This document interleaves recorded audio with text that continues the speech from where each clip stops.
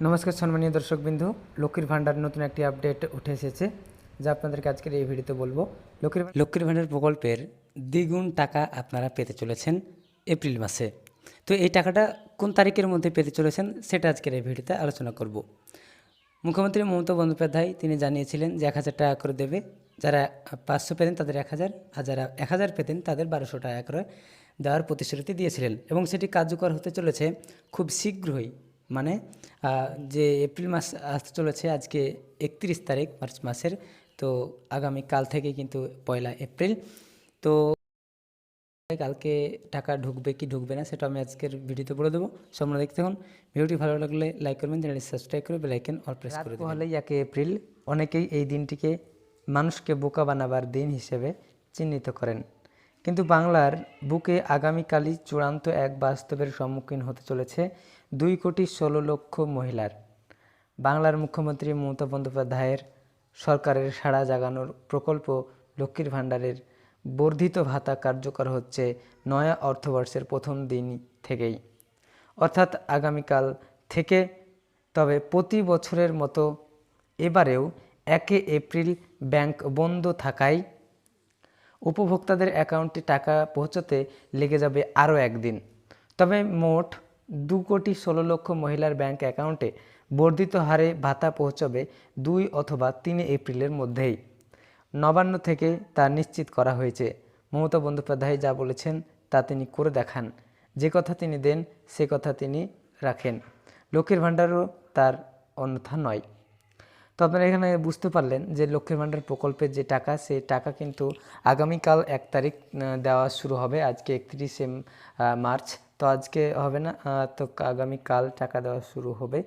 তো শুরু হবে বলা ভুল হবে, তার কারণ কালকে রবিবার আছে, রবিবার থাকায় কাল ছুটির দিন, তাই টাকা আপনাদের অ্যাকাউন্টে ঢুকবে না।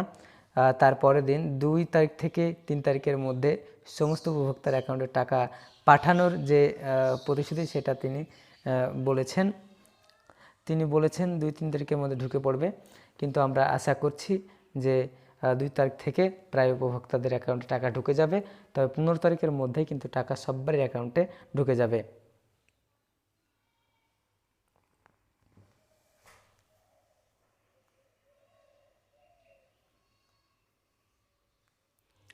লক্ষ্মীর ভাণ্ডার প্রকল্পে এতদিন যারা 500 টাকা করে পেতেন, এবার থেকে তারা পাবেন মাসে 1000 টাকা করে, বছরে 12,000 টাকা। আর যারা 1000 টাকা করে পেতেন তারা পাবে 1200 টাকা করে, বছরে 14,400 টাকা।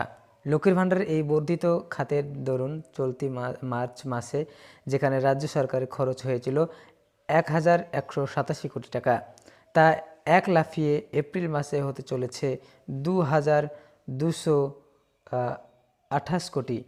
বছরে এই প্রকল্পের জন্য রাজ্য সরকারের খরচ হতে চলেছে 26,000 কোটি টাকাও বেশি। বিরোধীরা লাগাতারভাবে এই লক্ষ্মীর ভাণ্ডার প্রকল্প নিয়ে অপপ্রচার চালিয়ে যাচ্ছেও, কিন্তু নানান সমীক্ষা প্রমাণ করে দিয়েছে মমতা লক্ষ্মীর ভাণ্ডার গ্রাম বাংলার অর্থনৈতিক বড় খুঁটি হয়ে উঠেছে।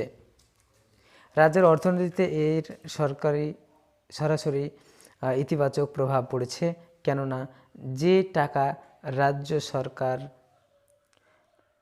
এই প্রকল্পের জন্য খরচ করেছে তার প্রায় পুরোটাই খোলা বাজারে চলে আসছে মানুষের ক্রয় ক্ষমতা বাড়ানোর জন্য।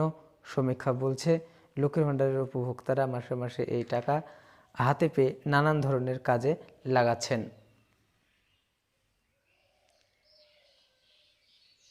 নোবেলজয়ী অর্থনীতিবিদ অমর্ত্য সেনের হাতে প্রতিষ্ঠিত প্রতীচি ট্রাস্টের সাম্প্রতিক সমীক্ষা অনুযায়ী লক্ষ্মীর ভাণ্ডার প্রায় 22.7% উপভোক্তা সংসার খরচ চালাতে এই টাকা কাজে লাগিয়েছেন। প্রায় 42% উপভোক্তা টাকা খরচ করেছেন ছেলে মেয়েদের পড়াশোনার জন্য। প্রায় 35.3% মহিলা পোশাক, প্রসাধনী, খাওয়া দাওয়ার মতো নিজেদের স্বাদ পূরণ করতে খরচ করেছেন লক্ষ্মীর ভাণ্ডারের টাকা। সব মিলিয়ে সাধারণ মানুষের জীবনযাত্রার মান উন্নত হয়েছে, গ্রাম বাংলার বুকে টাকার যোগান বেড়েছে। কেন্দ্র সরকার 100 দিনের কাজের টাকা আটকে দিলেও তা গ্রাম বাংলার বুকে হাহাকার এনে দেয়নি। তার থেকেও বড় কথা, গ্রাম বাংলার মহিলাদের কিছুটা হলেও আর্থিকভাবে সুদৃঢ় করে তুলেছে বিরোধীরা।